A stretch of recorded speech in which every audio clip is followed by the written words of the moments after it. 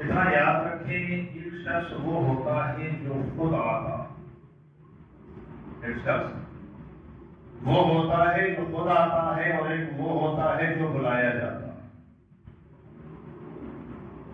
جو خود آتا ہے وہ بھی مہمان ہوتا ہے، اور جو بلایا جاتا ہے وہ بھی مہمان ہوتا ہے، لیکن فرق ہوتا ہے۔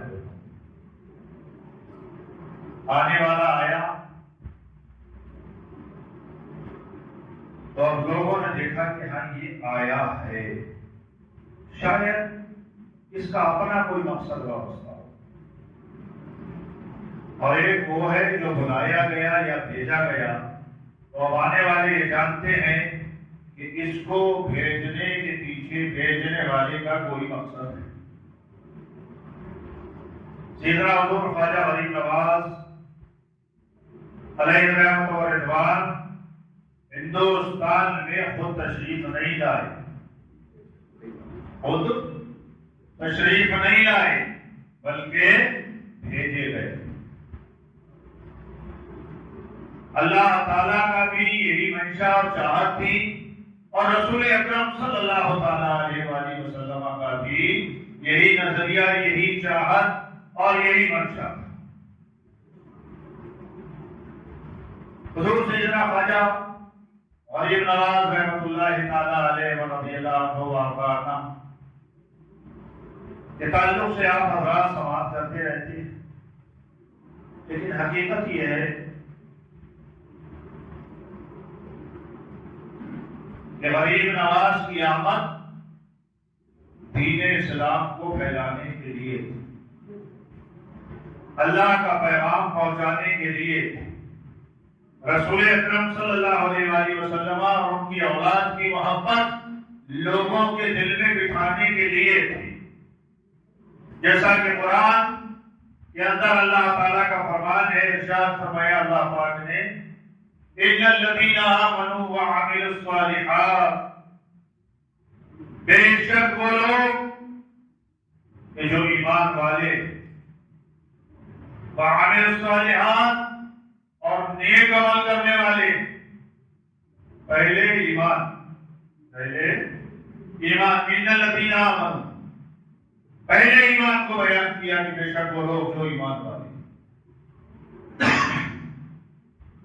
پھر ارشاد فرمایا وعملوا الصالحات، پھر نیک عمل کرنے والے۔ اتنا یاد رکھ لیجئے کہ اگر ایمان ہے اس کے بعد نیک عمل کیے ہیں تو پھر اللہ کی بارگاہ میں مقبول ہوتے ہیں، اور اگر ایمان نہیں، لاکھ نیک عمل کرتے رہو، تمہارا کوئی عمل اللہ کی بارگاہ میں مقبول نہیں۔ فرمایا ایمان کے بعد نیک عمل کیا، سیجعل لهم الرحمن ودا، پھر وہ وقت آتا ہے کہ اس کے ایمان کی محبت میں، اس کے نیک اعمال کی وجہ سے اللہ تعالیٰ اپنے اس مومن اور نیک بندے کی محبت لوگوں کے دلوں میں ڈال دیتا ہے، پھر لوگ اس سے محبت کرنے لگتے ہیں۔ خواجہ غریب نواز کی محبت ہمارے دلوں میں جو ہے نا، ہم چاہتے ہیں، لوگ جاتے ہیں، بارگاہ میں حاضری دیتے ہیں، کس وجہ سے؟ کوئی آپ کی رشتہ داری ہے، اہل سادات میں سے کوئی ہوگا، چلو ان کی رشتہ داری ہے، لیکن کیا ہے یہ شاعر، پٹھان، مغل وغیرہ وغیرہ، یہ سارے لوگ تو کوئی رشتہ داری میں نہیں کرتے، یہ تو سب غلامی میں آتے ہیں، لیکن پھر بھی کیا ہے، ان کا ذکر کرتے ہیں، ان کی چاہت کرتے ہیں، ان کی باتیں کرتے ہیں۔ وجہ کیا ہے؟ سیجعل لهم الرحمن ودا، اللہ تعالیٰ نے ان کی محبت کو، غریب نواز کی محبت کو لوگوں کے دلوں میں ڈال دیا ہے، اور جب اللہ محبت کو ڈالتا ہے تو پھر وہ محبت قائم رہتی ہے، لوگ اس طرف پیچھے چلے جاتے، اور غریب نواز بھی کا غریب نواز ان کو بھی اللہ تعالیٰ نے یہ مقام کا عطا فرمایا۔ آئیں، حضور غریب نواز کے والد بزرگوار ایک صاحب ثروت انسان، مالدار تھے، لیکن کیا ہے، وقت کے حالات عجیب و غریب ہوتے، وہ وقت آج سے بھی زیادہ برا اور گندا وقت تھا، اس وقت بھی تلواریں چل رہی تھی، خون بہائے جا رہے تھے۔ غریب نواز کے والد نے 1 سے 2 جگہوں کو ہجرت کی، منتقل ہوئے، جگہیں چھوڑ، سرکار غریب نواز رضی اللہ عنہ کے والد کا وصال ہو گیا. آپ تنہا 549 ہجری میں والد کا انتقال ہو گیا. 550 میں والدہ کا انتقال ہو گیا. سوچے صحیح، اب ایک 15-16 سال کا بچہ کتنی اس کو سمجھ پوچھو. اگر پھر بھی آپ کے ترکے میں جو والد صاحب کے ترکے میں جو آپ کو دولت ملی تھی وہ ایک پانی سے چلنے والی چکی تھی، بچہ آٹا پیسنے والی. ایک باغ تھا، اس باغیچے میں آپ کھیتی کر رہے ہیں، اس باغیچے کو سینچ رہے ہیں، پانی لگا رہے ہیں، پپوزے اگا رہے ہیں، انگور کی پیڑوں کو پانی دے رہے ہیں. دیکھا کہ اچانک غریب نواز کھیت میں ہے، باغ میں ہے. اچانک دیکھا کہ ایک مجذوب آ رہا، بال بکھرے، آنکھیں چڑی ہوئی، داڑھی کا لاہور، لباس پھٹا، باغ میں داخل ہو گیا. کبھی دائیں دیکھتا، کبھی بائیں دیکھتا، بچے پر نظر ڈالی. غریب نواز اس وقت معین الدین ہے، غریب نواز نے نظر ڈالی، آئے، دعا سلام. مگر جو نیک وقت بچے ہوتے ہیں وہ چاہے 4 سال کی عمر ہو چاہے 30 سال کی عمر ہو، نیک وقتی ان کا ساتھ نہیں چھوڑ. جنہوں نے دیکھا کہ کوئی فقیر آیا، کوئی مجذوب و درویش آیا، دوڑتے ہوئے گئے، انگور کے خوشے لیے، ان کو دھویا، صاف کیا اور مجذوب جہاں بیٹھا ہے وہاں پر رکھ دیے. حضور تناول فرمائے. مجذوب نے اس میں سے چند انگور لیے اور کھائے اور اس کے بعد میں اپنے تھیلے میں ہاتھ ڈالا یا جیب میں ہاتھ ڈالا، اس میں سے کھلی نکالی یا روٹی کا ٹکڑا نکالا. کھلی کیا ہوتی ہے شاید میں بتا چکا ہوں آپ کو والے ایک مرتبہ. یہ رائیں جو رہتی ہے نا، رائیں یا سرسوں، اس میں سے تیل نکالتے ہیں نا تو اس کا جو فضلہ بچتا ہے اس کو کھلی کہا. وہ فضلہ ہمارے علاقے میں تیل کرتے ہیں، جو بچا تو گائے بھینس بیل وغیرہ ان لوگوں کو بھیگو کے بھوسے وغیرہ ملا کے کھلاتے. انہوں نے وہ نکالا، ٹکڑا توڑا، منہ میں چبایا، حضور معین الدین کو عطا فرمایا، معین لو یہ کھا لو، یہ کھا لو. جیسا کس سے کھانی کی تو انسان تو کہیں ملتا ہی نہیں ہے کہ کھلی کھاتی، وہ ٹکڑا کھاتی. لیکن غریب نواز کو دینے والا کہہ رہا ہے لو معین یہ کھا لو. غریب نواز نے بغیر پوچھے، بغیر چور چلا کے اس ٹکڑے کو لیا، منہ میں رکھا. اس سے پہلے تو کچھ اندر اضطراب تھا، بے چینی تھی، نہ ماں تھی نہ باپ تھے، سرپرستی کرنے والا کوئی نہیں تھا. اندر ایک اضطراب تھا، پریشانی تھی. یہ ٹکڑا کھلی کا منہ میں تھا اور اتنا بھی یاد رکھیں صرف منہ میں لے کر نہیں دیا، چبا کر دیا. اس میں آنے والے درویش کا تھوک لگ گیا، لعاب لگ گیا تھا. حضرت معین کہتے ہیں کہ جب میں نے منہ میں لیا مجھے خوشی محسوس ہوئی. جب اس کو چاپ کے نکل گیا تو میرے اندر کی ساری پریشانی ختم ہو گئی، میرے دل کی دنیا بدل گئی. جو دنیا میں دل لگا ہوا تھا وہ دین میں دل لگنے لگا. سوچو تو صحیح یار. اور یہ تو حدیث سے ساتھ یہ جھوٹا ایک درویش حضرت مندوبی کا جھوٹا، اور وہ بھی کیا ہے، کپڑے بھی اس کے پہلے گزرے ہیں، بال بھی اس کے پھیلے ہوئے ہیں، دیکھنے کے بعد کوئی اس کے قریب نہیں جاتا ایسا انسان. لیکن جو اللہ والا ہوتا ہے، جس کو پہچاننے والے لوگ ہوتے ہیں، وہ اس کے پاس دوڑ کرتا ہے. اس کے پہلے پت کو نہیں تھے، اس کے کپڑوں میں نظر نہیں تھا. حضور غریب نواز کی حالت کس وجہ سے بدلی؟ دوستوں کیا وہ کھلی کے ٹکڑے سے بدلی؟ کیا وہ روٹی کا چھوٹا ٹکڑا تھا اس سے بدلی؟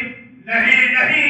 ارے درویش نے اپنے منہ میں لے کر جو ٹکڑا دیا تھا، اللہ کی قسم اس کے لاکھ کی بنیاد پر یہ ساری اضطراب اور بے چینی ختم. ارے حدیثوں میں اٹھا کر دیکھیں نا، رسول اکرم صلی اللہ علیہ وسلم کا جھوٹا کیا کرتے ہیں؟ اگر کوئی کنواں کھارا ہے، نمکین ہے، رسول اللہ اس میں ایک مرتبہ تھوک دیتے، قیامت تک کے لیے میٹھا ہو جاتا. وہ جھوٹے جو ہے نا تو پانی چھوٹا. ایسے آگے رسول ہیں صلی اللہ علیہ وسلم بڑے سخی, کوئی جو مانگتا وہ اس کو دے دیا کرتے. لیکن ایک مرتبہ رسول اکرم صلی اللہ علیہ وسلم کا کوئی جھوٹا کھانا یا پانی کوئی جھوٹا ان کے ہاتھ میں آیا تو دوسرے سے آوا کہنے لگے, ہم کو بھی دے دو نا یار, ہم کو بھی دے دو یا یہ ہمیں دے دو. تو کیا فرمایا مانگو, اور کہ بھائی سخی تو ہوں, میں اتنا بھی سخی نہیں ہوں کہ مصطفیٰ کا جھوٹا ہو اور وہ میں نہ کھاؤں دوسروں کو دے دو. ارے یہ میرے آقا کا جھوٹا ہے جس سے اندر کے حالات بدل جائیں. یہ جھوٹا ہی تو ہے جو کایا پلٹ دیتا ہے. حضور غوث اعظم کے منہ میں مصطفیٰ اگر اپنا لعاب دہن ڈال دے تو 7 طبق روشن ہو جائے. غریب نواز کے منہ میں درویش کا جھوٹا پڑا, دل کی دنیا بدل گئی, باپ بھی بیچ دیا, چھٹی بھی بیچ دی. اب کیا ہوگا, کیونکہ سفر کرنا ہے نا, تو اب یہ پیسے اپنے پاس رکھ لینا نہیں.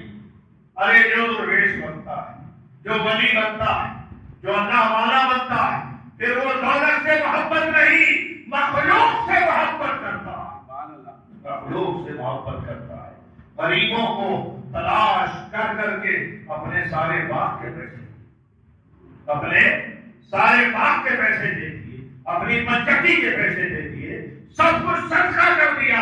صدقہ کیا, میں تو یہ کہہ رہا ہوں غریب نواز نے سارے غریبوں کی مدد کر دی, غربت کو ختم کر دی, مصیبت کر دی. اور بچہ وہ بھی 15-16 سال کا بچہ کتنا اپنی طرح محبت رکھتا ہے پیسے وغیرہ دولت سے, لیکن نہیں, خدا کی تلاش میں نکلی. کیا خدا ان کو وہاں ان کے باغ میں نہیں مل سکتا؟ کیا خدا ان کو ان کے گھر کے پاس نہیں مل سکتا؟ نہیں. حقیقت یہ ہے میرے مصطفیٰ فرماتے ہیں الا من الناس مفاتیح لذکر اللہ. فرمایا بعض لوگ وہ ہیں کہ جو اللہ کے ذکر کی چابیاں ہیں. الا من الناس مفاتیح لذکر اللہ, اللہ کے ذکر کی چابیاں ہیں. چابی لگاؤ تو تالا کھلتا ہے, چابی لگاؤ بغیر چابیوں کے بھی تالے کھلتے نہیں. اور نمبر ہو یا چابی لگائیں مگر ہے اس کی چابی. فرمایا بعض لوگ وہ ہیں کہ جو اللہ کے ذکر کی چابیاں ہیں. آقا کون ہے وہ؟ فرمایا الذین اذا ذکر اللہ, وہ ہے کہ جب تم ان کو دیکھو گے اللہ یاد آئے. دیکھیں گے آدمی کو, دیکھیں گے انسان کو, دیکھیں گے ولی کو, دیکھیں گے اللہ کے بندے کو, لیکن یاد اللہ کی آئے. آپ اگر اجمیر جاتے ہیں نا, اور اجمیر جانے کے لیے یہاں سے کیا جاتا ہوں, چلو حضور والی کا آواز جائیں گے. کیوں جائیں گے؟ جیسے ہی ارادہ کیا اللہ یاد آ گیا, اللہ یاد آنے لگا. وہاں پہنچے تو اللہ یاد آیا, اور وہاں گئے تو مسجد میں چلے گئے. اور پھر ایک بات یاد رکھیں, غریب نواز نے ایک بار بیچ کر کے جو سلسلہ جاری کیا نا کھلانے کا, تو آج تک اللہ کی قسم چل رہا ہے. اس بڑی دیکھ پر چلے جائیں گے جہاں سیڑھیاں لگا کے کھانا نکال کے لوگوں کو کھلاتے.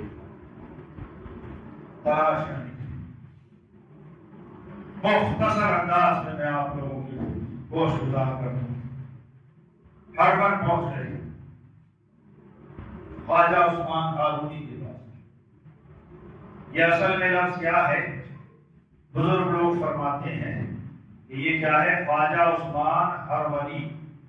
یہ ہر وقت تھا, اگر چونکہ لوگوں نے استعمال کیا تھا اس کو لفظ ہارون کا استعمال کیا, تو وہ چونکہ کثرت استعمال سے وہ ہارونی ہو گئے. حضور خواجہ عثمان ہارونی اور رضی اللہ تعالیٰ عنہ کی بارگاہ میں حاضری ہوئی. یہ ایک دم نہیں ہوگی, بڑی مشکلوں سے, چونکہ وقت کے اعتبار سے میں چاہتا ہوں. اور پھر دوسرا جمعہ تو اس کا آنا نہیں, دوسرا جمعے میں انشاءاللہ مولا علی یا سیدنا امام جعفر صادق قرار کو دیں گے. مولا علی کی بھی پیدائش اب 13 تاریخ 13 رجب پہنچ گئے. حضور غلام بنا, ارادت میں لے, مرید بنا. خواجہ عثمان ہارونی رحمت اللہ تعالی علیہ نے شفقت کی نظر سے دیکھا اور شفقت کی نظر سے دیکھ کر اپنے سینے سے لگایا، فرمایا بیٹا ایک کام کرو، ہم نے تمہیں مرید تو کر ہی لیا، بیعت کر لی، مسئلہ ہو گیا، غلامی نے قبول کر لیا، لیکن اب ایک کام کرو، وضو کرو، وضو اور کریں مسلمانوں۔ ہمارے یہاں کیا ہوتا ہے نا، وہ دل کی نمازوں میں لگتا ہے، نہ وضو ہے نہ صفائی ہے، سارا جسم لوہے سے بھرا ہے یا موتیوں سے، اس سے تھوڑی کام چلتا ہے۔ ایک پیر کہہ رہا ہے اپنے مرید سے، بیٹے وضو کرو، اچھا وضو کر لیا، وضو کی تعمیل ہو گئی، وضو کرو، فرمایا 2 رکعت نماز تسلی سے پڑھو، نفل بڑے مزے سے، اور ایسی نماز پڑھو گے جس میں تمہیں لذت محسوس ہونے لگے کہ ہاں نماز پڑھی۔ غریب نواز کھڑے ہوئے، 2 رکعت نماز کی نیت کی، اور اتنے خشوع اور خضوع کے ساتھ نے پڑھی کہ دنیا کا خیال ہی نہیں ہے، نہ آخرت کا خیال نہ دنیا کا خیال، بس اگر خیال ہے تو مولا کا خیال۔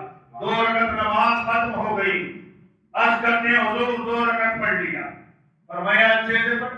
جی حضور اچھے سے پڑھ۔ اچھا ایک کام کرو، قبلے کی طرف منہ کر کے بیٹھ جاؤ، حضور بیٹھ جاتا، فرمایا سورہ بقرہ پڑھو، سورہ بقرہ پڑھو، قریب 2.5 باروں کے قریب۔ یہ بزرگوں کی نمازیں، قرآن کی تلاوت، ذکر و اذکار، یہی سب کچھ ہوتا ہے، اور اسی کے لیے بزرگوں کے دامن پکڑے جاتے ہیں یار، کہ ہمارے اندر بھی جو مرض پیدا ہو گیا گناہوں کا وہ ختم ہو جائے، ان کے علاج۔ سورہ بقرہ کے لیے تیار، سورہ بقرہ کی تلاوت کی، فرمایا حضور ختم ہو گئی سورہ بقرہ، کہا 21 مرتبہ سبحان اللہ پڑھو، اتنا 21 مرتبہ۔ ہمارے یہاں نا جو عموماً بیانات میں یا ویسے سبحان اللہ کہتے ہیں نا، یہ بزرگوں کی سنت، ایسا نہیں ہے کہ ہمارے یہاں نیا۔ 21 مرتبہ 21 وہ بھی پڑھ دیا، اور میں ٹھیک بیٹھو، یہ ہمارے بزرگوں کا طریقہ ہے۔ آپ فرماتے ہیں یہ ہمارے بزرگوں کا طریقہ ہے۔ ارشاد فرمایا اللہ کے ذکر میں لگو، دوسرا دن آیا، پھر حاضر ہوئے، ارشاد فرمایا بیٹا معین اب کچھ کام کرو۔ حضور کیا کام؟ فرمایا 1000 مرتبہ قل هو اللہ احد پڑھو، قبلہ رو بیٹھ جاؤ اور حضور رہو، اللہ کا تصور کرو، یہ سوچو کہ بس میں اللہ ہی کی بارگاہ میں ہوں۔ 1000 مرتبہ پڑھ لیا، پڑھنے کے بعد میں حضرت عثمان ہارونی رحمۃ اللہ تعالی علیہ ارشاد فرماتے ہیں بیٹا ادھر آؤ بھائی۔ حضور کیا؟ ارشاد فرمایا اوپر کو نظر کرو، اوپر سے آپ نے دیکھا، پوچھا کیا نظر آ رہا ہے؟ کہا حضور اس وقت میں اللہ کے عرش کو دیکھ رہا ہوں، اللہ کے عرش کو دیکھ رہا ہوں۔ پتا چلا اگر آپ کو اپنی نظر کو وسعت دینا ہے تو قرآن کی تلاوت کیا، سورہ اخلاص پڑھا کرو، لیکن کسی بزرگ کے زیر سایہ لے کر پڑھو تو پھر بات ایسی بنتی ہے کہ عرش الہی نظر عرش الہی نظر آ رہا۔ فرمایا اچھا نیچے نظر کرو، پھر اس کے بعد 1000 مرتبہ پھر پڑھو، پھر آپ نے پورا کیا، آپ نے فرمایا دیکھو، دیکھا کیا دکھ رہا ہے؟ کہا کچھ نہیں، صرف حجاب پردے نظر آ رہے اور کچھ نہیں۔ فرمایا اچھا ادھر دیکھو، 2 انگلیاں پیش کی، فرمایا ان میں دیکھو کیا نظر آ رہا ہے۔ یہاں پر جو ہمارے یہاں ہے نا یہ کہاوت بولتے ہیں یہ فلاں آدمی تو ہتھیلی کو جنت دکھا رہا ہے، یہ بزرگان دین کی شعر ہے۔ ان 2 انگلیوں کے بیچ دیکھو، دیکھ کر عرض کرتے ہیں حضور اللہ تعالیٰ نے 18,000 عالم پیدا کیے ہیں، سارے عالم مجھ کو نظر آ رہا ہے۔ غریب نواز دکھا کون رہا ہے؟ پیر۔ دیکھ کون رہا ہے؟ مرید۔ اب میں یہاں ایک سوال کر دیتا ہوں آپ حضرات سے کہ یہ غریب نواز کو سب کچھ دکھانے کا مقصد کیا ہے؟ غریب نواز گئے ہیں اس لیے کہ اللہ کو دیکھیں، اللہ کو راضی کریں، رسول اللہ کا دیدار کریں۔ مقصد ان کا یہ ہے، یہاں کو عالم دکھایا جائے، ہمالیہ پہاڑ نظر آ رہا، افریقہ نظر آ رہا، چائنا نظر آ رہا، پورے ملک نظر آ رہا. یہ ملک کو دکھانے کے لیے بلایا تھا عثمان ہارون. کس لیے؟ آپ حضرات میرے سوال کو سمجھ رہے ہیں؟ ارے بھائی آدمی دیکھنے پہنچا ہے رسول اللہ کو دکھا، اللہ کی بارگاہ تک پہنچا ہے، دل کے اندر جلوے پیدا ہو جائیں. اور آپ تو یہاں یہ تجارت کے ساتھ اور شیجائی تک دیکھ لیا ہے، سارے عالموں کو دیکھ لیا ہے میں نے. تو حضور یہ سارے عالم دکھانے کا معاملہ کیا ہے؟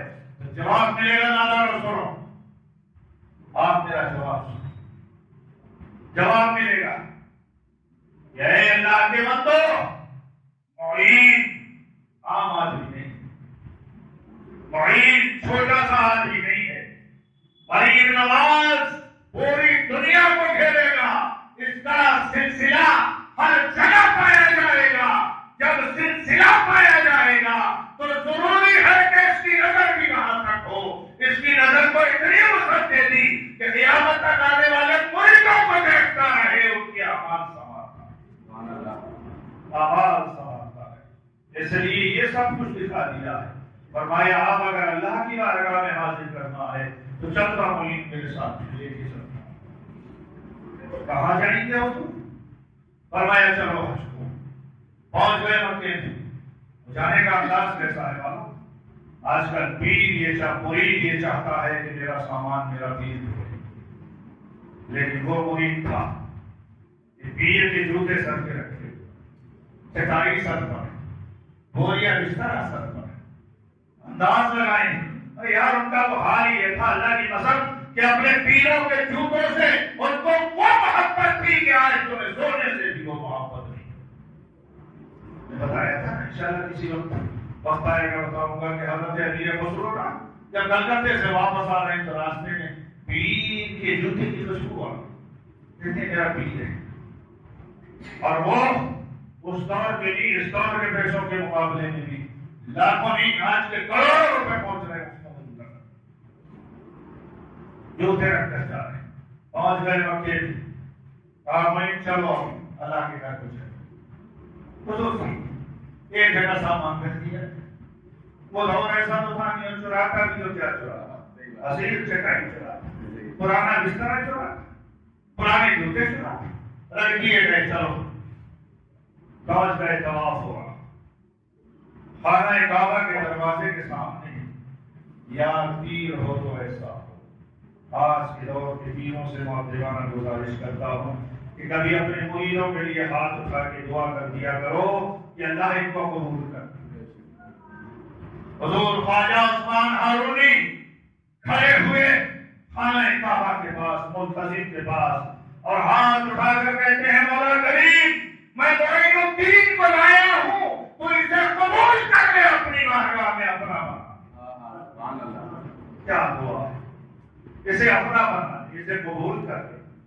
حضرت خواجہ معین الدین غریب نواز فرماتے ہیں کہ میرے کانوں نے سنا کہ ادھر تو میرے پیر و مرشد نے دعا کی تھی میرے لیے، اور ادھر غیب سے آواز آئی عثمان ہارونی سن لے تیرے اس شہیدہ بچے کو معین الدین کو میں نے اپنی بارگاہ میں قبول کر لیا. اب یہ میرا ادھر سے اللہ کا ولی کو ایک بات بھی سنا. حدیث پاک میں آتا رسول اکرم صلی اللہ علیہ وسلم فرماتے ہیں، حدیث قدسی ہے کہ اللہ فرماتا ہے جب میرا بندہ میرا ہو جاتا ہے، فرائض کو ادا کر کے نوافل کے ذریعے میرا قرب حاصل کرتا ہے، فَقُلْتُ سَمْعَهُ الَّذِي يَسْمَعُ بِهِ وَبَصَرَهُ الَّذِي يُبْصِرُ بِهِ وَيَدَهُ الَّتِي يَبْطِشُ بِهَا وَرِجْلَهُ الَّتِي يَمْشِي بِهَا.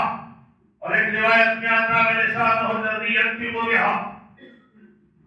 اللہ فرماتا ہے میرا بندہ جب میرا ہو جاتا ہے تو پھر میں اس کے ہاتھ ہوتا ہوں جس سے وہ پکڑتا ہے، میں اس کے کان ہوتا ہوں جس سے وہ سنتا ہے، میں اس کی آنکھیں ہوتا ہوں جس سے وہ دیکھتا ہے. میں نے پیچھے ابھی ایک جملہ عرض کیا تھا کہ 7 عرش الہی دکھا دیا اور کیا 18,000 عالم دیکھ لیے. تو یہ خود معین الدین کی آنکھیں نہیں تھی، یہ وہ آنکھیں تھی فَقُلْتُ سَمْعَهُ الَّذِي يَسْمَعُ بِهِ وَبَصَرَهُ الَّذِي يُبْصِرُ بِهِ. حدیث کہتی ہے کہ اللہ کہتا ہے میں اس کی آنکھ بن جاتا ہوں جس سے وہ دیکھتا ہے. اب اللہ تعالیٰ جس کی آنکھ دے تو عرش الہی بھی دیکھ لیتا ہے 18,000 نبی۔ عثمان یہ میرا ہے، میں نے اس کو قبول کر لیا۔ سوچیں صحیح، ارے یہاں پر تو دکھانے کا مسئلہ تھا، وہاں قبول کرانے کا مسئلہ ہے۔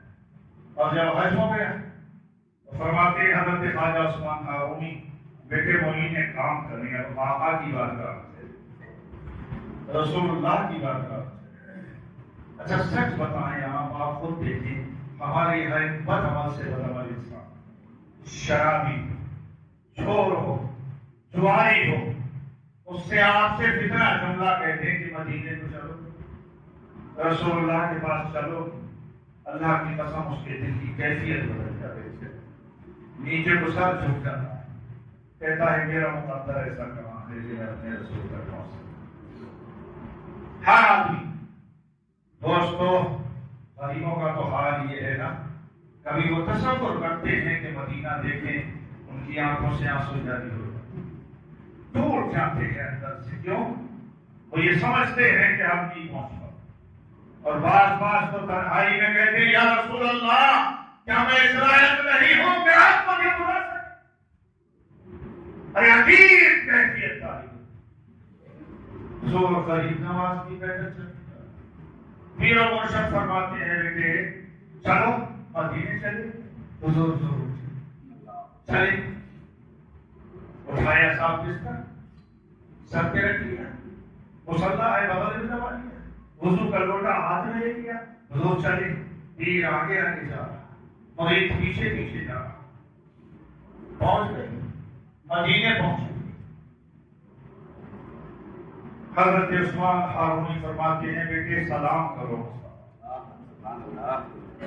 مرید مصطفیٰ کو سلام۔ میں آپ کو ایک سوال دینا چاہتا ہوں، جس کو اللہ نے کہا وہاں میں نے قبول کر دیا، مرید میرا جس کو 18,000 عالم نظر آ رہے ہیں، جو عرش الہی دیکھ رہا ہو، کیا اس کو سلام نہیں آتا ہو؟ اس کو معلوم نہیں ہے کیسے سلام کیا جائے؟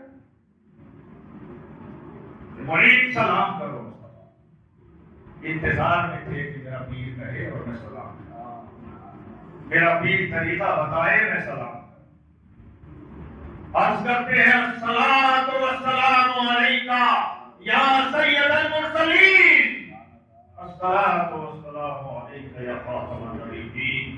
ارے آنکھوں سے آنسو جاری ہے، مصطفیٰ کو سلام پہ سلام کیے جا رہے ہیں، سلام پہ سلام کیے جا رہے ہیں۔ بس ادھر معین کی آواز رکی اور ادھر مزار اقدس سے مصطفیٰ کی آواز آئی، وعلیک السلام یا قطب البحر والبر، اے خشکی اور تری کے متوری، تجھ پر بھی سلام ہو، تجھ پر بھی سلام ہو۔ سوچے صحیح، سلام وہ ہوتا ہے جواب تو سب کو ملتا ہے، جواب تو کتنے گندا ہو سب کو ملتا ہے، لیکن سنائی کسی کسی کو دیتا ہے، سنائی کسی کسی کو دیتا ہے۔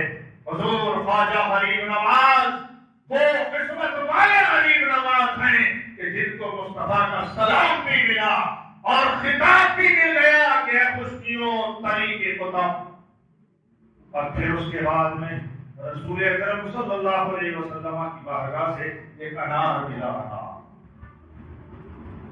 اور حکم ہوا معین ہندوستان چلے۔ معین کو پتہ ہی نہیں ہے ہندوستان ہے، ہندوستان چلے جاؤ، یہ انار ساتھ میں رکھو۔ اب کیا ہے، ہندوستان جائیں تو کیسے جائیں؟ انار کھانے کے لیے دیا ہے کہ ساتھ میں رکھ؟ تو یہ انار جو ہے نا کھانے کی چیز ہے، تو انار کیا کروں اس کا آقا فرمایا اس میں نقشہ ہے، میپ ہے، میپ ہے، آج کا گوگل میپ ہے، کل کا انار میپ جو رسول اللہ نے دیا، فرمایا انار کو دیکھتے چلے جاؤ، راستہ طے کرتے چلے جاؤ۔ میں آپ سے پوچھنا چاہتا ہوں، آج کے گوگل میپ کو تو آدمی مان رہا، جو وہابی ہے وہ بھی گوگل میپ کو مان رہا ہے، لیکن کیا ہے، مصطفیٰ میپ کو نہیں۔ اس انار مہک کو نہیں مانتا. یہ کیسے ہو سکتا ہے؟ ارے یہ میں پوچھ رہا ہوں یہ کیسے ہو سکتا ہے؟ اتنی چھوٹی سی چیز میں دنیا بھر پڑا ہے تیرے پاس میں جو ہے ادھر کا بھی تو نے گوگل میپ ڈالا ہے تجھے راستہ بتا رہا ہے. تو اب یہ گوگل زیادہ طاقتور ہے کہ مصطفیٰ زیادہ طاقتور؟ گوگل زیادہ طاقتور ہے کہ مصطفیٰ زیادہ طاقتور؟ لا محالہ کہے گا مصطفیٰ زیادہ. ارے کائنات میں خدا کی بات اگر کوئی ہے بادت خدا بزرگ تو یہ قصہ مختصر تو مصطفیٰ وہ میت کے ذریعے سے آتی دوست کو چلتے چلاتے آئی. حضور خواجہ داتا گنج بخش علی اجمیری کے مزار پر پہنچتے چلا کاٹ دیا. ایسا نہیں تھا کہ وہ وہاں پر صرف کیا ہے گھنگرو باندھ کر آئے ہوں لوہے کے وہ کڑے پہن کر آئے ہوں بال بڑے کر کے آئے ہوں. ارے ان کا تو حال یہ تھا کہ وہ سانس لیتے تھے اس میں لا الہ الا اللہ. سانس نکلی تو محمد رسول اللہ سانس لی تو لا الہ. ان کی تو ہر ایک کلمہ طیب کو سانسوں میں بسانا چاہیے. کلمہ طیب کو سانسوں میں بسانا چاہیے. اور تجھے دل اگر دیا ہے اللہ نے تو اس میں اللہ کی محبت کو بسانا. دوست کو وقت ہوا جاتا باتیں تو بہت سی ذہن میں آ رہی. آپ کا غریب نواز وہ غریب نواز ہے. اچھا یوں ہی کسی کا نام غریب نواز رکھتے. غریب نواز کا مطلب کیا ہے؟ غریبوں کو دینے والا, غریبوں کو نوازنے والا, غریبوں کو عطا کرنے والا. مگر حقیقت یہ ہے کہ سچی طرح مانگنے والا مانگے, مانگنے والا مانگے صحیح طرح. اس لیے کیا ہے آج بھی غریب نواز کی بارگاہ میں کتنے فقیر ہیں جو پڑھ رہے ہیں. ارے ہزاروں کی تعداد میں یار وہ ہیں سجادے جو کر جاتی ہیں نا آٹھ آنے کا کوئی کام نہیں کرتے بس غریب نواز کی چوکٹ سلامت رہے سب کچھ. ان الذین آمنوا وعملوا الصالحات بے شک وہ لوگ جو ایمان والے ہیں جنہوں نے نیک عمل کیے سیجعل الرحمن وفا اللہ تعالیٰ بندوں کے دلوں میں دنیا میں ان کی محبت کو پھیلا دیا کرتا ہے. اور لوگوں کے دلوں میں ان کی محبت ہوتی ہے وہ وہاں جاتے بھی ہیں وہاں سے آتے بھی ہیں ان کو یاد بھی کرتے ہیں ان کا ذکر بھی کرتے ہیں. خواجہ ہند وہ دربار ہے اللہ تیرا کبھی محروم نہیں مانگنے والا تیرا. اللہ تعالیٰ مجھے آپ کو تمام مسلمانوں کو بزرگان دین کی محبت عطا فرمائے اور اسی کے ساتھ ساتھ ہم کو زیادہ سے زیادہ نیک عمل کرنے کی توفیق عطا فرمائے. آخر دعوانا الحمدللہ رب العالمین. السلام علیکم ورحمۃ اللہ وبرکاتہ.